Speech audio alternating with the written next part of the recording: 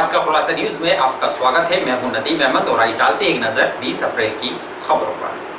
पूर्व विधायक राव अब्दुल वारिस ने जिलाधिकारी से मुलाकात कर गांव भैसानी इस्लामपुर के गन्ना किसानों को हो रही परेशानियों को देखते हुए स्थानीय स्तर पर ही तोल सेंटर स्थापित करते हुए किसानों का गन्ना लिए जाने की मांग की है। उन्होंने गेहूं कटाई के लिए भी किसानों को सोशल डिस्टेंसिंग के जरिए ही गेहूं काटने में छूट दिए जाने की भी मांग की है। सोमवार को थाना भवन क्षेत्र के पूर्व विधायक राव अब्दुल वारिस ने जिलाधिकारी जसजीत कौर से किसानों की समस्याओं को लेकर मुलाकात की। उन्होंने कहा कि थाना भवन क्षेत्र के गांव इस्लामपुर भैसानी को हॉटस्पॉट घोषित किया गया है। गन्ना किसानों को इंडेंट भी जारी नहीं हो पा रहा है। उक्त गांव के गन्ना किसान अपना गन्ना शुगर मिल तक नहीं पहुंचा पा रहे हैं, जिस कारण किसानों का गन्ना खेतों में खड़ा सूख रहा है और किसानों को भारी परेशानियों का सामना भी करना पड़ रहा है। आगामी दिनों में हॉटस्पॉट कब खुलेगा कहा नहीं जा सकता, इसलिए थाना भवन शुगर मिल के जो गन्ना क्रय केंद्र आसपास है वहां तक किसानों का गन्ना डालने की छूट दी जाए। यदि ऐसी स्थिति में कोई समाधान नहीं निकल पाता तो गांव में ही तोल केंद्र स्थापित कर किसानों का गन्ना लिया जाए। उन्होंने कहा कि किसानों के मन में शुगर मिल बंद होने की चिंता बनी हुई है। यदि शुगर मिल जल्द बंद होती है तो किसानों के सामने आर्थिक संकट खड़ा हो जाएगा और वे बर्बादी की कगार पर पहुंच जाएंगे। उन्होंने किसानों को गेहूं की फसल कटान के लिए भी सोशल डिस्टेंसिंग के तहत छूट दिए जाने की मांग की। जिलाधिकारी ने जल्द ही समस्याओं का समाधान निकाले जाने का भी आश्वासन दिया है।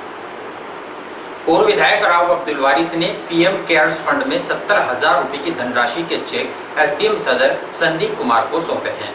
सोमवार को थाना भवन के पूर्व विधायक राव अब्दुल वारिस ने कोरोना महामारी में लोगों को हो रही परेशानियों को देखते हुए अपने निजी बजट से पीएम केयर्स फंड में 70,000 रुपए के चेक एसडीएम संदीप कुमार को सौंपे।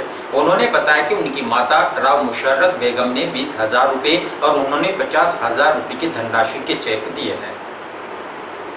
जनपद से कोचिंग करने के लिए कोटा गए छात्रों के वापस लौटने पर पुलिस प्रशासन ने जांच के लिए 12 बच्चों को रॉयल पब्लिक स्कूल में क्वारंटाइन वार्ड बनाकर भर्ती किया है।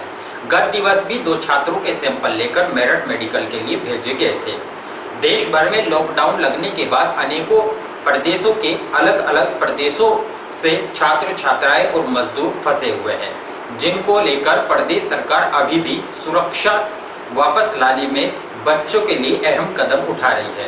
गत रविवार को उत्तर प्रदेश के अलग अलग जनपदों से करीब 90 छात्र छात्राएं राजस्थान के कोटा से वापस लाए गए थे, जिससे 2 छात्र शामली के जनपद के निवासी थे।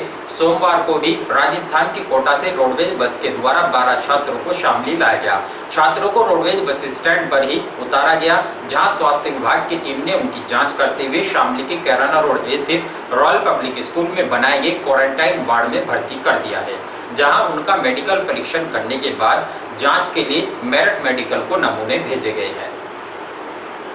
शासन द्वारा जनपद में लॉकडाउन की स्थिति पर असंतोष व्यक्त किए जाने के बाद जिला प्रशासन ने अकारण घरों से बाहर निकलने वाले लोगों पर और अधिक सख्ती शुरू कर दी है। लेकिन डीएम एसपी के आदेशों के बावजूद भी वाहन चालक सड़कों पर दौड़ते नजर आ रहे हैं। दर्जनों वाहनों के चालान भी काटे गए, लेकिन कोई भी मानने के लिए तैयार नहीं है। शासन की ओर से जारी निर्देशों में पूरे प्रदेश के जिले की स्थिति की समीक्षा करते हुए शामली जनपद की लॉकडाउन की स्थिति पर असंतोष जाहिर किया गया था, जिसके बाद जिलाधिकारी जसजीत कौर और पुलिस अधीक्षक विनीत जायसवाल ने 20 अप्रैल से लॉकडाउन में कोई छूट न दिए जाने का निर्णय लिया था। जिलाधिकारी ने लॉकडाउन की स्थिति जो कि दूर रखने के निर्देश दिए। उन्होंने लॉकडाउन के समय अवधि में दी गई छूट के दौरान भी जरूरतों का सामान खरीदने के लिए पैदल सफर करने के निर्देश दिए थे, जिसमें उन्होंने दुपहिया या गाड़ियों के चलन पर पूरी तरह से प्रतिबंध लगाया था। लेकिन सोमवार को भी डीएम व एसपी के आदेशों की लोगों ने जमकर धज्जियां उड़ाई। सवेरे से ही लोग सड़कों पर अपने वाहनों से दौड़ते हुए नजर आए। बिना किसी कारण के भी सड़कों पर वाहन लेकर निकलने वाले लोगों के चालान भी काटे गए। जिलाधिकारी व पुलिस अधीक्षक ने भी समय अवधि में खोले गए बाजारों में भ्रमण करते हुए जायजा लिया और अकारण बाजारों में घूमने वाले लोगों के खिलाफ मौखिक के बजाय सख्ती के साथ कागजी कार्रवाई करने के दिशा निर्देश दिए। दोनों अधिकारियों ने दोपहर, शाम व रात के समय भी घूमकर लॉकडाउन का सही प्रकार से पालन हो रहा है या नहीं, इसका भी जायजा लिया है। चूँकि जनपद शामली रेड जोन डिस्ट्रिक्ट्स में आता है, यहाँ वर्तमान में कोरोना पॉजिटिव केसेस की संख्या 17 हो गई है।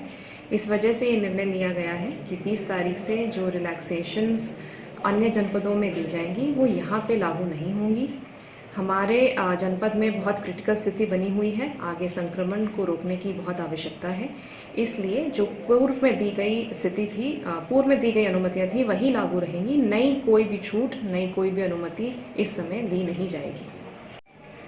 वर्तमान में शामली जनपद में कुल 17 कोरोना पॉजिटिव केस हैं, जिसमें से 14 हमारे सीधे तबलीग जमात से संबंधित हैं। 3 हमारे लोकल शामली के लोग हैं जो उनके संपर्क में आए हैं। हमारे जनपद में 4 एपिसेंटर एरियाज़ जो हैं वो घोषित किए गए हैं। उसमें से एक जो है रूरल एरिया है भैसानी इस्लामपुर, बाकी सभी हमारे कस्बे और मोहल्ले हैं झिंझाना में, कैराना में और शामली सिटी में। हमारे जो एपिसेंटर्स हैं उनमें होम डिलीवरी हम लोग इंश्योर कर रहे हैं कि आवश्यक व्यवस्थाओं की होम डिलीवरी हो जाए, लोगों तक सामान ज़रूरत का पहुंच जाए। हमारा जो भैसानी इस्लामपुर सबसे पहला जो हमारा जोन था, जहां सबसे पहले केस आया था, उसको 14 दिन हो गए हैं, जहां अभी वर्तमान में कोई नया केस इन 14 दिन में नहीं आया है। इसलिए ये रेड जोन से अब ऑरेंज जोन में आ गया है। आगे भी अगर 14 दिन तक कोई भी पॉजिटिव केस इस एरिया से नहीं निकलता है तो उसको इनएक्टिव घोषित कर दिया जाएगा और उसको हॉटस्पॉट की लिस्ट से निकाल दिया जाएगा। जनपद शामली में बढ़ते हुए संक्रमण को रोकने के लिए आवश्यक है कि सभी लोग अपने घरों के अंदर रहें, बाहर ना निकलें। बाज़ार पूर्व की भांति 6:30 से 9:30 बजे के बीच में खुलेगा, बट सभी लोगों से मेरी अपील है, अनुरोध है कि वाहन लेकर बाहर अनावश्यक रूप से बाहर ना घूमें। यदि वो बाहर दिखाई देंगे बिना किसी काम के, बिना किसी मेडिकल रीज़न से, तो उनके खिलाफ अब कार्रवाई जो है वो करी जाएगी। कोरोना वायरस के प्रति लोगों को जागरूक करने के लिए शहर कोतवाली पुलिस ने एक जागरूकता रैली निकाली, जिसमें पुलिसकर्मियों ने हाथों में नारे लिखी तख्तियां लेकर लोगों को सैनिटाइज, साफ सफाई और सोशल डिस्टेंस के प्रति जागरूक किया है। सोमवार को शामली कोतवाली पुलिस ने शहर के सुभाष चौक से कोरोना वायरस के प्रति लोगों को जागरूक करने के उद्देश्य से सवेरे लॉकडाउन में दी गई छूट के दौरान एक जागरूकता रैली निकाली। रैली का शुभारंभ सीओ सिटी जितेंद्र कुमार व कोतवाली प्रभारी प्रेमवीर राणा ने किया। मौके पर रैली सुभाष चौक से शुरू होकर गांधी चौक, नया बाजार, बड़ा बाजार, कबाड़ी बाजार, फव्वारा चौक, विभिन्न कॉलेज रोड, हनुमान रोड आदि को होते हुए संपन्न हुई। इस दौरान पुलिसकर्मियों ने हाथों में नारे लिखी तख्तियां लेकर लोगों को कोरोना वायरस के प्रति जागरूक किया, जिसमें उन्होंने बाजारों में खरीदारी करने वाले लोगों से साफ सफाई रखने, सैनिटाइज तथा मास्क का प्रयोग किए जाने और लॉकडाउन के नियमों का पालन करने का आह्वान किया है। शहर कोतवाली क्षेत्र के अहमदनगर में मोहल्ले वासियों द्वारा सैनिटाइज मशीन लगाई गई, जिसका शुभारंभ अधिशासी अभियंता रविंदर सिंह व सहायक अभियंता VK जैन द्वारा किया गया। सैनिटाइजर मशीन संचालक हाजी जहूर हसन ने बताया कि उक्त सैनिटाइजर मशीन से मोहल्ले में आने जाने वाले लोगों को सैनिटाइज किया जाएगा ताकि कोरोना वायरस के संक्रमण को रोका जा सके। शहर के सिल्वर बेल्स पब्लिक स्कूल द्वारा बड़े पैमाने पर खादी के मास्क उत्पादन कराकर गरीब असहाय लोगों में वितरित करने के लिए किए जा रहे कार्यों का सीएमओ डॉक्टर संजय भटनागर ने निरीक्षण किया।